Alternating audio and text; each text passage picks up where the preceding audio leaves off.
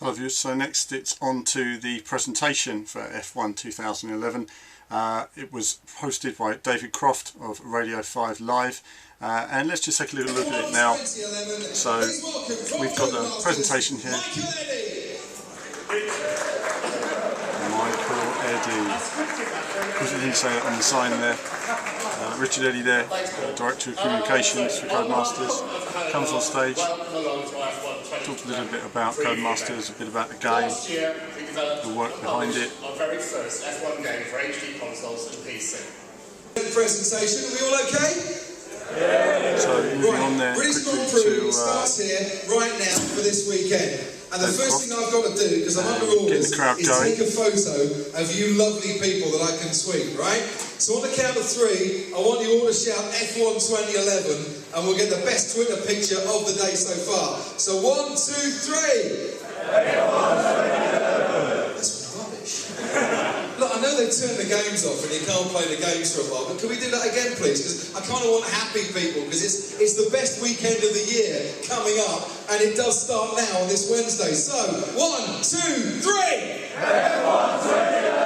Magnificent. Thank you very much indeed, and welcome along. As I say, the weekend does start here, because it is British Grand Prix weekend. It's only fitting that we launch really to you guys F1 2011 on what is the highlight of every single driver, commentator and Formula One fans' year.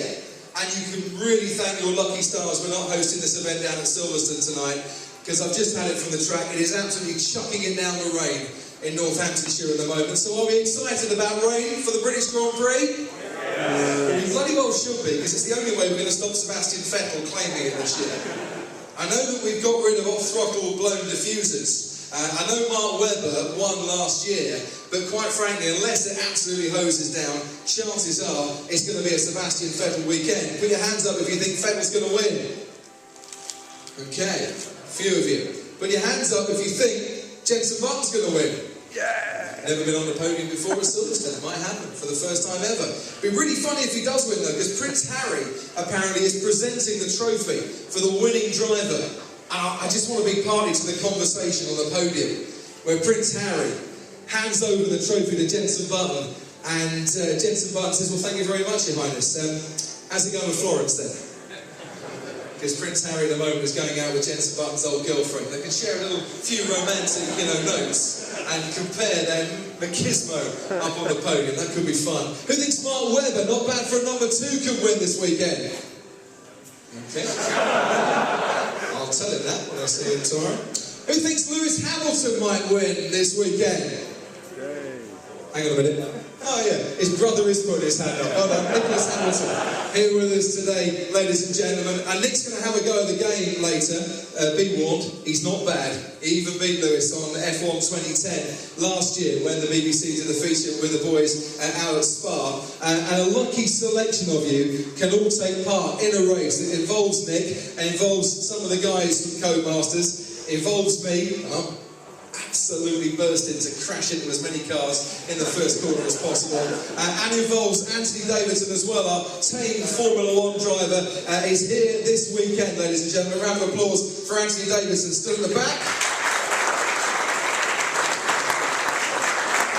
And he's promised that he won't be racing Le Mans style in our little shootout a little bit later on, which means any of you with German descent are not going to get barged off the track or blocked in any way, shape or form. How it is that one man and one team can alienate a whole nation at Le Mans this year, I just don't know. But that's not going to happen with this F1 2011 game, which is what Codemasters think, and I think you're going to think as well when you've had a play of it, the most. So, of course, then it was over to Paul Gill, Steve Hood, to have a little chat about the game. They showed a presentation talking about all the stuff we've seen so far, the tyres and everything else. You can see here they're showing a comparison of screenshots between F1 2011 or F1 2010 and F1 2011, show the steps forward, sort of foliage, detail, sky, lighting. It's not got that yellowy hue to it anymore now. This is all new lighting models and everything else, and it looks much better for it. So they discussed that. Of course, the steering wheels and stuff like that, it's great to see. And, the tyre degradation and the way tyres visually change, giving a visual cue, which is helpful. So that's all pretty interesting. And then it was on to a race which you're going to see upcoming now between Steve and Paul on stage. A lot of fun. I'll let you watch this now and enjoy it for yourselves as they finish this presentation. A new grid at Silverstone. The start finish straight just before Abbey.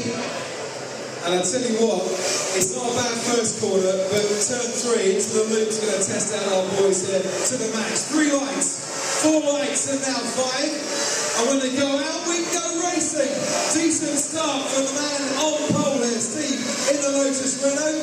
You can see that Paul is trying to follow him as closely as possible, but that's not a bad gap that Steve is making now as they turn right-handed into the loop. He's going around the outside. What an idiot. That's not the line through there. Look how smooth the man on Lotus Renault is here. Fantastic. As we head now down the Wellington Straight, 700 odd metres of pure power. And this is where you can use, of course, your KERS button, KERS included. In F1 2011, look, the Raven Runner's gone wide. He's gone wide, grounded to Brooklands. Now he's left the door wide open. Oh, you'd be a double glazing salesman and get through there. What an easy move that was for the Ferrari, who takes the lead, coming out. So what used to be the final turn, and now down to the old pit straight. Oh, he's going to go at Cox. This is sensational. Anytime you want to join in, Andy, is a good time. I'm enjoying your quality property. It's absolutely fantastic. So, as you can see, you can cycle through the different views in the spectator mode for all the different cars, going through the AI as well as the 2 drivers we've got here. Now this is the moment of the race where if you were Jack Villeneuve you'd switch off and fall asleep. But luckily this is F1 2011 and there's no time for sleeping at all. Because look, Paul and the Ferrari's gaining a little bit. He's getting instructions from his race engineer and the gap is there. Oh, out of go! A mistake from Steve and it looks like Paul is back into the lead. Look, there he is! Oh, that's dreadful round through Vale though. He's going to get a slow exit. Now this corner is absolutely flat. There's 2 ways to take it. Racing line or doing what Steve's doing here and going wide. Get on that KERS button. That's it. Oh, it's nice for an Crofty. That's very nice. Now into the loop once again. This is going to cause carnage in Sunday's race. We're going to have bits of broken carbon fibre absolutely everywhere. Making the left-hand turn now out of that hairpin. Now if you're clever about this in the Lotus Renault, you can now get on your KERS, that's it. And accelerating, get that little horsepower boost down the Wellington Straight. Into Brooklands, past the BRDC clubhouse, which the members will be glad to see is still there in the game. And it's getting very close indeed. A little lock-up and brakes there from Paul in the Ferrari. Andy? I think the DRS might actually make a difference in the car. That was one Crofty once he becomes on that. Now, we should get DRS enabled though after 2 laps, shouldn't we? If we're running to Formula 1 rules, DRS will be on the 3rd lap there. That's now through Maggotts and Beckett. I tell you what, you get dizzy just watching them through Maggotts and Beckett here, especially the lines that Paul seems to be taking in that Ferrari. I think he's trying to say he's covering his line. He is, but look, Steve's gaining on him. Look at this, 180, 190 miles an hour in the star. He's going down the inside. Oh, that's it. I reckon we'll have him into nail though. Well, he's weaving all over the place, to be honest. Not quite sure, Paul, what line he should be taking. That's a little bit better. Oh, he spun. What an idiot. That is so hard to actually spin there. I don't know how he did it, quite frankly. And it seems now, yeah, it's been a little quick flick on the steering controls there from Steve in the Lotus Renault to make sure there's nobody behind him. And quite frankly, Paul still in a different county in the Ferrari at the moment. I think that's an unassailable lead he's got right there. Well, I don't know. He's starting to gain on him a little bit because Steve's taking his eye off the ball. We're on lap 3, which is the final lap of our race. It's a secret of radio, and you never say it's over till it's over. The thing is that Steve is prone to an error. We've all seen it. So, no pressure, Steve. Go on, Steve. No, that's He's got nothing. seriously, Steve. No pressure at all as you go now. Nothing at all. No pressure. How you going? I'm feeling blind. Oh no, the Ferrari's in front. How did that happen? It's almost like I'm working for the FIA and ensuring that red car's in the lead again. Sean's going to be proud. Tell you what, I'll even it up just a little bit. How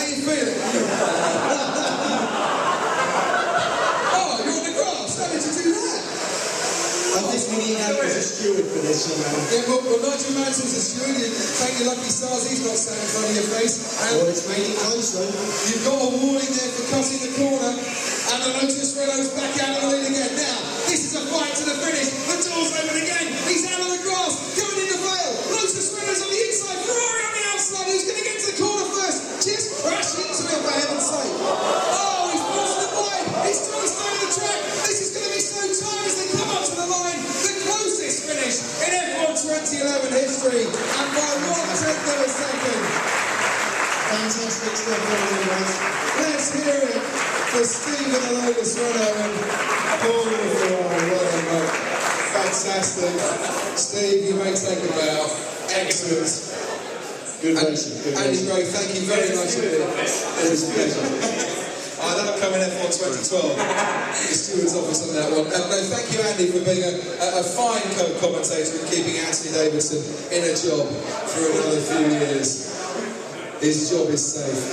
So, ladies and gentlemen, you were laughing away at our boys, but they did actually make it look very easy, so they should. They've been playing this since Christmas.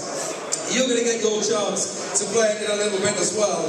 But before that, I think it's time for some questions and answers. Is it, Andy? I think it is, Crofty, so if we can swap microphones. Right, now this is the chance for you guys to ask your questions to Paul or to Steve. I've got a stack of them here, but I'd rather hear from you because you know everything about F1 games and computer games, and quite frankly I don't. So hands up please, hand of the glasses there. Okay, so that was a lot of fun there. David Croft getting involved, quite physical. Great fun. It shows the potential online. Good when you've got two drivers who are, racing fairly. I think it shows the potential online for races. But I'm going to have loads more chat about online anyway, and the whole safety car business. That's going to come into another video, and I'll have a moan about it and all the rest of it. But that's it for now, viewers. More to come soon.